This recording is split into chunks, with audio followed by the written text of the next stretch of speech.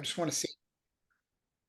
So the question is timing of carbs. You're training early in the morning and you are not eating before you get on. And then obviously that does make timing more challenging. So, and that's a great question following up on last night's coach's corner where we talked about energy balance. Think about it. Namrita presented this really well. She's so good at this stuff. It's a pyramid. And at the bottom of the pyramid is this idea of energy balance. Each day, you need to generally have the right calories. Now, once you've kind of got an idea of what that means, the next step is what's that calorie makeup? Macro and micro, but mainly macronutrients. And then the top of the pyramid is timing. So understand over the next couple of weeks, Namrita is really going to be taking you through those steps. So the idea of introducing low energy or proper balance, right, is the foundation. So we're going to get deeper into these topics and actually share a calculator and some ways to really fine tune that element.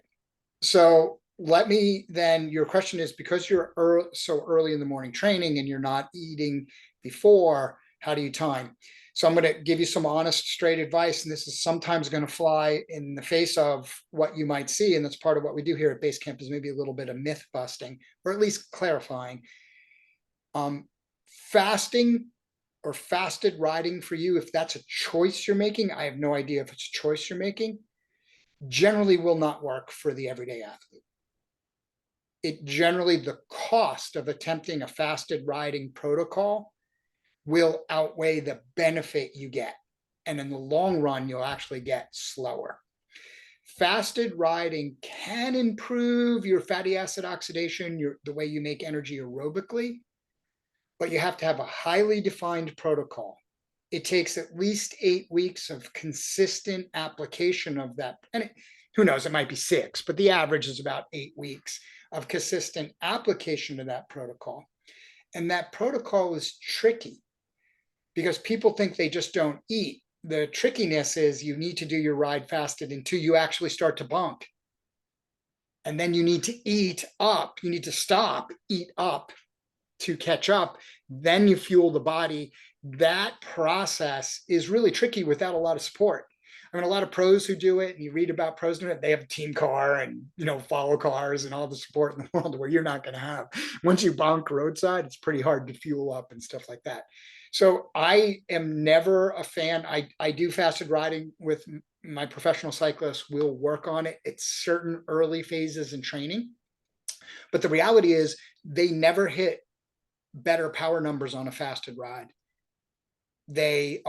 If they are doing mixing interval and high intensity days with what we would call endurance days, they can't do the interval days because they're falling behind. So I will only use fasted riding in early base training just to reset that aerobic system, that fatty acid oxidation process of making energy. And it's 6 to 8 weeks of disciplined endurance riding and fueling. So there's just some background for you to think about. The right answer for you, in my opinion, and if Namrita was on this help desk, I guarantee she would agree, is, and here's like a general rule for everybody who will see this, I'll post it recorded because it's an important question. We want to eat our carbs around our exercise.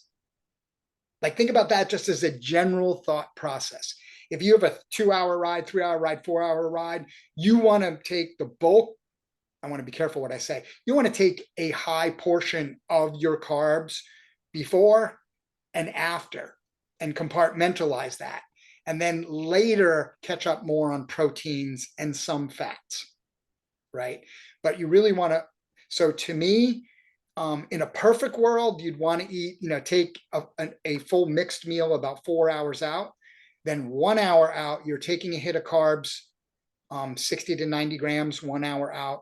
The moment you start, you should take, assuming a longer day, like you're going 90 minutes or more, right? Or something hard, 90 minutes or more. If you're going 45 minutes in the trainer, just do what it's not going to really matter too much. So you want to take an hour out, 60 to 90 when you're getting on the bike. Once you start exercising, like I'm about to turn my first pedals, maybe another 30 grams. And you don't want to take that 30 grams early because you don't want to get your insulin spiking before you're kind of exercising. During your rides, depending on the intensity, you want to take somewhere between 50 and 100 grams of carbs an hour in your exercise. It really depends on intensity and stuff like that. And then post ride, which we're going to start talking about here very soon, you want to get a 4-to-1 ratio of carbs. Some proteins start to come in there, but the reality is that gets into the system at that time. So overall, a long answer to a short question. You should be bulking carbs around those early morning exercises, even if part of the why you're probably not eating before is I'm sleeping, right? And you don't want to get up early and eat, but get up, immediately get food, because you're actually food deprived when you wake up. You actually have to get the insulin cycle moving. You'd be better off eating a small amount of food, getting that going, things like that. Eating a little bit as you get on the bike, and then targeting your carb allotment. Remember, we're going to help you calculate and teach that as you ride. And then in your ride, that little pre and during the ride, if it's a bigger day, you want more. If it's a lighter day, you want less. We're going to help you calculate that next week and give you some good targets. But that's a good overall answer. So you want to time it around that exercise. Now, when that applies back to LEA or balancing your calories, you have a dramatically different calorie intake on your rest day versus your hardest day of the week. Clear, right? You're exercising, you're burning extra calories. But you won't have much change if you're fueling well in your macronutrients. What percentage of those carbohydrate, what percentage of those calories are carbs, proteins, and fats? So timing around the exercise, having those guidelines is crucial. And I will tell you at the pro level, and I've seen people go through this, it's transformative once you get it right. Because you're under eating, under fueling like you're doing the same thing to your body as overtraining would do. It literally is the same mechanism happening internally. So we read horror stories about overtraining, which are way blown out of proportion. It's really hard to overtrain, by the way. It isn't easy. But we read horror stories about it and stuff like that. So we avoid it at all times. It's always in our conscious. You could write the same horror stories about underfueling, maybe not quite as bad, but still in that realm, but we don't talk about that enough. So there's my answer. So for whatever your motivation is, get more carbs in you pre, use carbs during. Don't be afraid to overtake in carbs during that time, as long as your gut can tolerate it. And then reducing carbs later, like I said, next week we'll start teaching you macros and what percentage should be carbs and what you should be targeting, and more protein later, but build the carbs around your exercise. Make sense? Thank you. It does all make sense. And I think that the immediate change I can make is, well, I'm not going to be getting up any earlier than 3:45. So I think just have something like a banana or an energy bar straight away. Continue to go to town on my breakfast at 7. So loads of oats, loads of yogurt. Yeah. And I think the other thing that, from what you were saying, potentially under fueling is leaving me feeling hungry later in the day, which I know I get, and that could be bad. So on one hand, you're feeling you're under fueling, but then you can go and overeat later, which is what I do. So. It's huge, right? I started work. I was told the story a little bit last night. Man, we should have broadcast this one. I told the story last night, and it's totally true. I started working with this pro. He's been a pro for about 5 or 6 years, and he just hasn't gotten that good guidance. And he would fuel kind of weirdly, and he would eat, and then he would write in his post-ride notes like, man, I was so hungry when I came home. I had to eat this, this, and this. If you're coming off a ride and you're like dreaming half a pizza, a big giant Coke, a bag of potato chips or whatever, you've underfueled the ride. Like your body, you're actually triggering that need. And then you go into your rest day and you're just like, wow, I am crazy hungry. Your body knows what signals to send to you to try to help you get it right. It just might not be you understanding the signal. When you're getting those signals, your body's telling you you're not fueling enough when and around your performance. Yeah, no, thank you. Thank you. Interesting. I've got a few things to try. And it's transformative. If you can build the habit for a couple of weeks of getting what we're going to be teaching over, which is I'm basically giving you the summary of over the next couple of weeks, 2 to 3 weeks after building these better habits, you'll be like, man, I'm just stronger every day. I'm having less bad days. My hunger cravings are going right. And you know what'll happen? You'll eat more. Remember, I said this, you'll eat more and you'll lose some weight. Yeah. Marginally. I That's mean, the you're trick looking I'm pretty lean starting to now. realize. Yeah. And that confuses people. Like Yeah. people are like, what do you mean I'm going to eat more and lose weight? It's because of what's happening metabolically. You're just processing those calories better. Yeah. Yeah. Excellent. Excellent. Well, that's great. I'm gonna shoot off now. In Okay. fact, believe it or not, it's actually school home time now. So Yeah, no, I hear it. Thanks for jumping on. yeah. Jeremy, do you have a question? No, but I'm super glad I joined because that is exactly what I go through. I get up super early in the morning. I don't know if you can hear me or not. Yeah, we can hear you. I get up super early, and the first thing 15 minutes later, I'm on the bike. The 15 minutes after I crawl out of bed, and I do that because that's the time that I have available. And I've had that exact same problem. You know, Here's a by the tip. time the after. Let me just Go give you ahead. a tip for both of you, not to interrupt, but I know Andrew's going to go. Eat something before you go to bed. Okay. Like think about it. When you're sleeping, you're fasting. Right. So you eat, and then everybody says diet wise, don't eat after 7 o'clock or 8 o'clock, right? Now you're just Yep. extending that fasting, and then you're waking up and exercising into that fasting, which has all types of impact on your insulin and how your energy system works. So don't be afraid to take in some carb and protein, more, maybe even protein.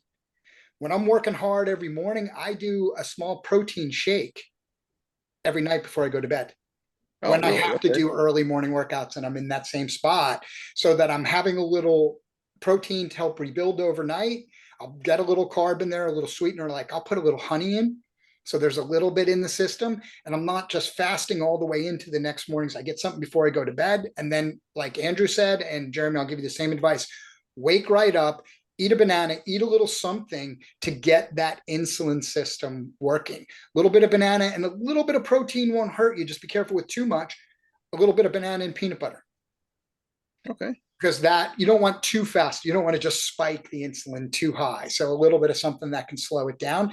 That little habit alone, and then eating from the moment you're getting on the bike, big game changer. Yeah, I can't. I've tried eating on the bike. That doesn't work for me. I can do gels or something like that when I'm on the bike, but Perfectly yeah, fine. trying to eat, I can't breathe. And I will tell them, we'll get into this more advanced, is your body wants sugar when you're exercising. Like sugar has such a bad rep, but the reality is it is the preferred and healthiest. I shouldn't quite say that because there's all kinds, but it is a more healthy for you to take in sugar. Your body releases a bunch of proteins when you exercise, the GLUT.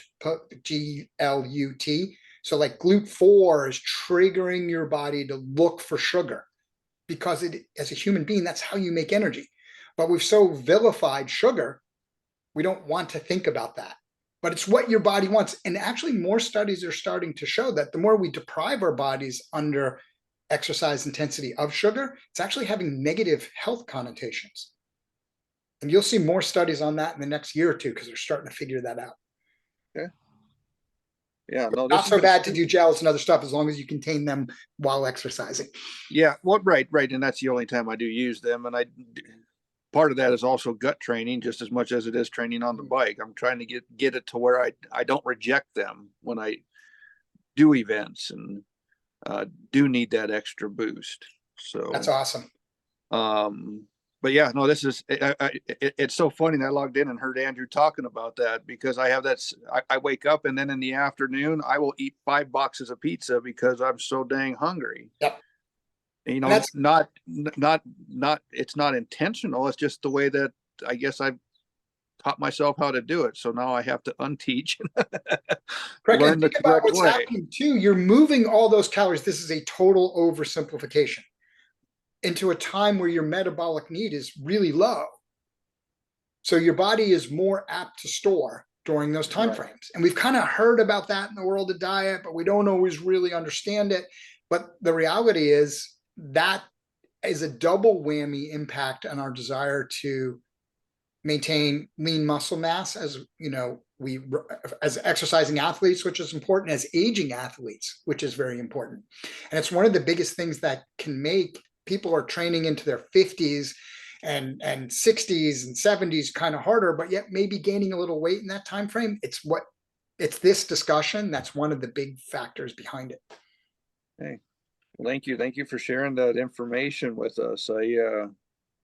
Yeah, I'm excited to give it a try and see how it works. Because at 50 years old, I've noticed I've kind of stopped. I'm exercising. It feels like I'm exercising 8-9 hours more a week than I used to, but I've kind of plateaued. I'm not gaining any more energy. I'm not gaining any more strength. I'm not gaining any more endurance. I'm not losing any more weight.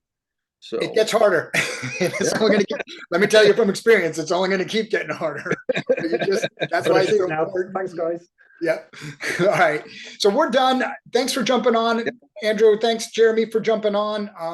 Always feel free to ask questions in Facebook. I'm going to post this recorded version in a little bit. okay, thank you. See you. Thanks. Talk soon.